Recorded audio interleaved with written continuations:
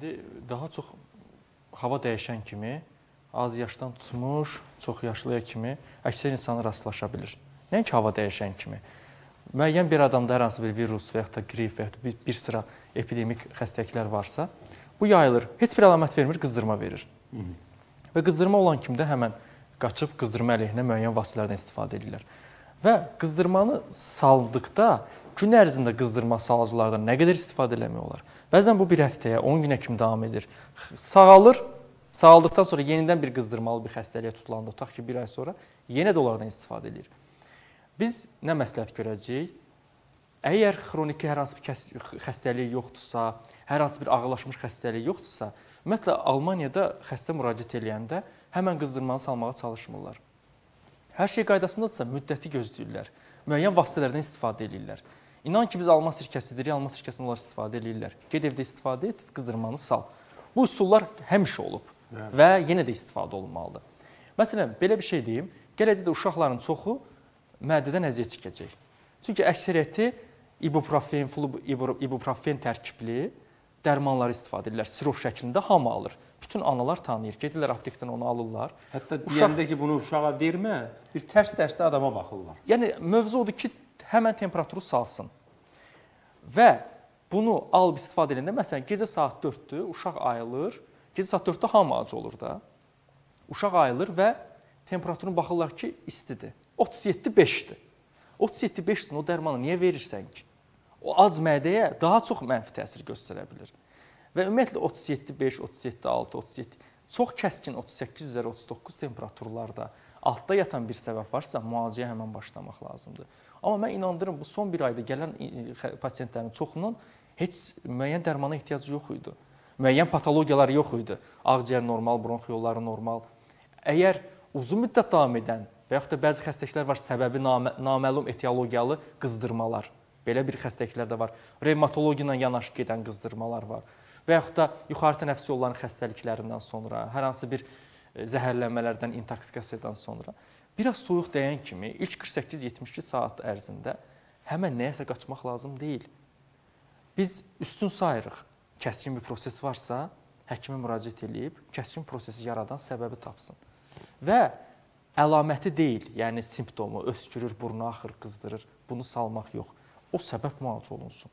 Səbəb müalicə olunmayanda ağrı, temperatur falan salmaq üçün müalicə gedir, amma bu kəskin proses xronikləşərək öz işini görür.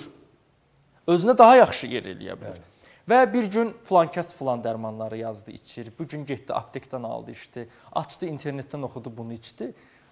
Xəstəlik qalıb burada, güllələr hədəfə vurulmur, kənara vurulur. Və bu da insan orqanizminin öz immunitetini, yəni əsgərlərini öldürə bilir, zəiflədə bilir. Hədəfə vursan amma, daha yaxşı nəticə əldə edə bilərsən. Son məsələn baxırsan, 8, 12, 13 yaşlı uşaqların çoxsunda limfa düyünləri çox görə bilir. İstər boyun ətrafı qeyd edə bilək, istər mezenterik, yəni bağırsaqda. Yəni bu adamların immun sistemini normal şəkildə gətirib çıxartmaq lazımdır ki, xəstələnməsin. Amma qızdırma bir cavab reaksiyasıdır. Orqanizm, yaxşı qızdırma var.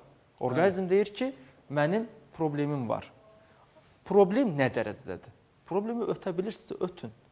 Ötəcək vasitələrdən biz danışacağıq. Çoxdur. Qədim xalq təbiətində də var. İndi müasir tibb də onu qəbul edir. Və bilin ki, əksər bəlğəm gətiricilər, əksər immun sistemi yaxşılaşdıran dərmanların, siropların tərkibi bitkilərdir. Və bu bitkilər olmaz ki, evdə qara çay yerinə bunu istifadə edə biləsiniz. Olmaz. Və bu bitkiləri istifadə etdikdə biz demirik ki, bir ömür bunu istifadə etməlisiniz. Hər gün, xeyr, hər bir dərmanın dozası olduğu kimi, hər bir qidanın dozası olduğu kimi bitkinin də öz dozası var. Bir optimal resept deyəcəyik. Ən azı bir qısasını deyim. Kimdə evdə uşaqlarında əgər temperatur qalxırsa, cökə çayını, cökənin çiçəyini dəmləyib içsinlər. Yoxdur, cökənin yarpağını dəmləyib içsinlər. Yəni bu özü belə istifadə eləsinlər. Bax, kimdə evdə varsa, onun onsuz da effektini görəcəklər. Yanaşı olaraq... Hətta heç biri yoxdursa, adi ev sirkəsi, alma sirkəsindən heç olmasa götür, bir balaca gicgahları, kürəyini ovuşdursun, az qədər suya töküb versin. Bu da kömək eləyir, doktor. Buyurun, doktor. Bir resept deyəcəm, onu yazsınlar. Hər kəs istifadə edə bilər.